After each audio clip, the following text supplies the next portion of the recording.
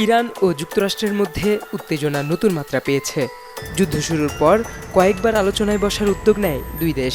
পাকিস্তানের মধ্যস্থতায় আলোচনার টেবিলেও বসেছে তেহরান ও ওয়াশিংটন, কিন্তু কোনো চূড়ান্ত সমঝোতায় পৌঁছানো সম্ভব হয়নি।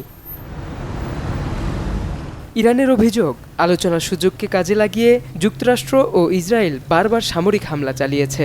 তাই যুক্তরাষ্ট্রের সাথে আর আলোচনার টেবিলে যেতে রাজি নয় তেহরান। দেশটির এই অবস্থানে ক্ষুব্ধ মার্কিন প্রেসিডেন্ট ডোনাল্ড ট্রাম্প এবার তেহরানের ওপর নজিরবিহীন অর্থনৈতিক চাপ সৃষ্টির ঘোষণা দিয়েছেন। ইরানও ছেড়ে দেওয়ার পাত্র নয়। দেশটির পক্ষ থেকে এরই মধ্যে এসেছে ভয়াবহ পাল্টা হুমকি। ইরানের শীর্ষ নিরাপত্তা কর্মকর্তা মোহসেন রেজাই বলেছেন, ইরানের বিরুদ্ধে এমন পদক্ষেপ নেওয়া হলে ভূমিকম্পের মতো বড় পাল্টা প্রতিক্রিয়া নেওয়া হবে। কিন্তু প্রশ্ন হচ্ছে, যুক্তরাষ্ট্রের এই অর্থনৈতিক যুদ্ধে অন্য আরব দেশগুলো যুক্ত হলে তাদের বিরুদ্ধে কি করতে পারবে ইরান? মধ্যপ্রাচ্য থেকে ইরান কোনো পথেই তেল রপ্তানি করতে দেবে না।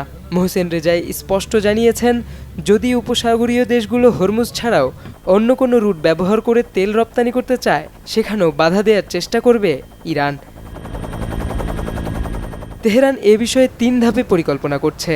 প্রথম ধাপে যুক্তরাষ্ট্রের সঙ্গে যুক্ত হতে পারে এমন দেশগুলোর সঙ্গে কূটনৈতিক আলোচনা চালিয়ে উত্তেজনা কমানোর চেষ্টা করবে। দ্বিতীয় ধাপে সংশ্লিষ্ট দেশগুলোর বিরুদ্ধে সরাসরি হামলার পথ বেছে নিতে পারে। আর তৃতীয় ধাপে হরমুজ প্রণালীর পাশাপাশি উপসাগরীয় অঞ্চলের বিকল্প তেল রপ্তানি পথ বন্ধ করার চেষ্টা করতে পারে তেহরান। তবে ঠিক কিভাবে হামলা চালানো হবে সে বিষয়ে স্পষ্ট কোনো পরিকল্পনা প্রকাশ করেনি দেশটি। বিশ্লেষকদের ধারণা, সামুদ্রিক বাণিজ্যিক পথ এবং তেল পরিবহনকারী জাহাজও ইরানের সম্ভাব্য হামলার লক্ষ্য হতে পারে। এক্ষেত্রে গুরুত্বপূর্ণ হয়ে উঠবে বাব আল মানদেব প্রণালী।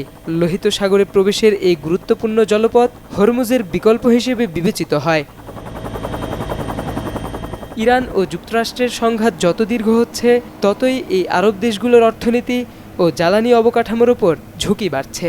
একদিকে ওয়াশিংটনের সঙ্গে তাদের সামরিক ও কৌশলগত সম্পর্ক, অন্যদিকে তেহরানের সঙ্গে রাজনৈতিক ও অর্থনৈতিক সম্পর্ক। দুইয়ের মধ্যে ভারসাম্য রাখা এখন আরব দেশগুলোর জন্য কঠিন হয়ে উঠছে। এমন পরিস্থিতিতে তারা শেষ পর্যন্ত যুক্তরাষ্ট্রের অর্থনৈতিক যুদ্ধে কতটা সক্রিয়ভাবে অংশ নেবে, সেটাই এখন বড় প্রশ্ন। কারণ ইরানের সঙ্গে সংঘাত দুই দেশের মধ্যে সীমাবদ্ধ থাকলে একরকম, কিন্তু উপসাগরীয় দেশগুলোতে সরাসরি জড়িয়ে পড়লে সংঘাত ছড়িয়ে পড়তে পারে গোটা মধ্যপ্রাচ্যে। নূর এ আলম নুহাস, চ্যানেল 24।